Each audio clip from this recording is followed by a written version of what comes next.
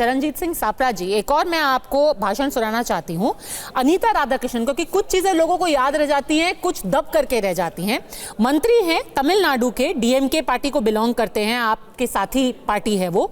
24 मार्च 2024 में उन्होंने क्या कहा था प्रधानमंत्री के लिए? आप बोटी बोटी तो पुरानी बात हो गई, अब बस कुछ ही महीने पहले एक तमिलनाडु के मंत्री ने क्या बोला था प्रधानमंत्री के बारे में, सुनिए। அதுபோல நீங்க சொல்ல வேண்டும் என்று சொன்னா சேலத்தில் பேசும்போது காமராஜர் பற்றி பேசுறாரு.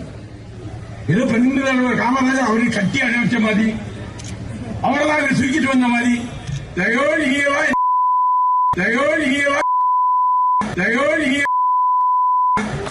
டெல்லியில படுத்திருக்கும் போது பொழுத்தி கொள்ளணும்னு நினைக்கிற பாவிகள் நீங்க। सापरा साहब, होता यही है कि शुरुआत कहीं से होती है और आपको पता भी नहीं चलता कि आप उस गड्ढे में लेके पूरा डिस्कोर्स चले जाते हैं, जिससे निकलना बहुत मुश्किल होता है। गाली गलौज, एक दूसरे के ऊपर अमर्यादित टिप्पणी करना, और अब इस तरीके की बातें जहां आप लोगों को लोगों से लड़ा रहे हैं। देखिए पद्मजा जी, यही मैंने आपको कहा कि इसको कौन उस तरफ ड्रैग कर रहा है जो आप बातें कर रही हैं। इसको भारतीय जनता पार्टी के नेता, मैंने इसीलिए कहा ये संयोग नहीं है, ये प्रयोग है, ये सोची समझी साजिश है। इसको प्लान किया गया है कि इसको इस तरह से आगे ले जाना है।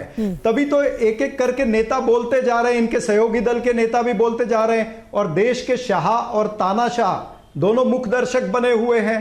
शाह और तानाशाह मुंह में दही जमा के बैठे हैं। किसी बीजेपी के नेता ने इनका विरोध नहीं किया है, कोई स्टेटमेंट नहीं आई है। यानी 11 लाख रुपए देंगे जबान काटने के, या 34 गोलियां राहुल गांधी जी के सीने में उतार देंगे, जिस तरह से इंदिरा गांधी जी के सीने में उतारी थी।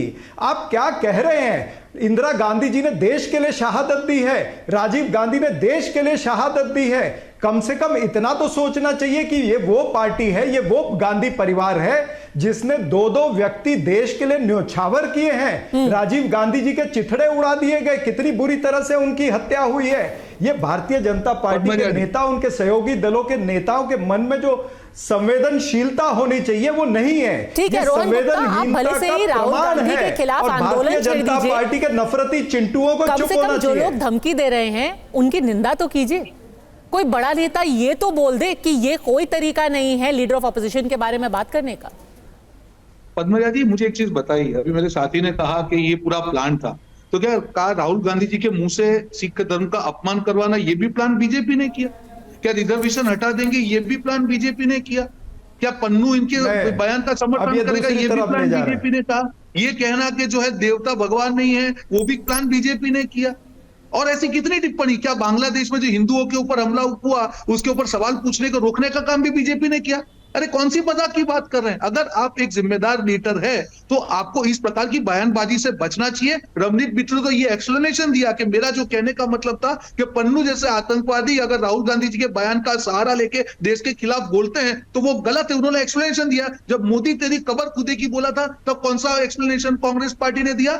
जब इमरान मसूद ने दिया तब कौन सा पार्टी ने एक्सप्लेनेशन दिया? तो ये दोहरा मापदंड नहीं हो सकता है कि जब आपके नेता के खिलाफ कोई बोले तो आप उसको शहीदी की बात करें, और जब मोदी जी के खिलाफ कोई बोले तब आप चुप रहे। ये गलत, ये डबल मानसिकता नहीं हो सकती है। चरणजीत सिंह सापरा बार-बार ये बात कही जा रही है कि रवनीत बिट्टू ने अपना क्लैरिफिकेशन दे दिया।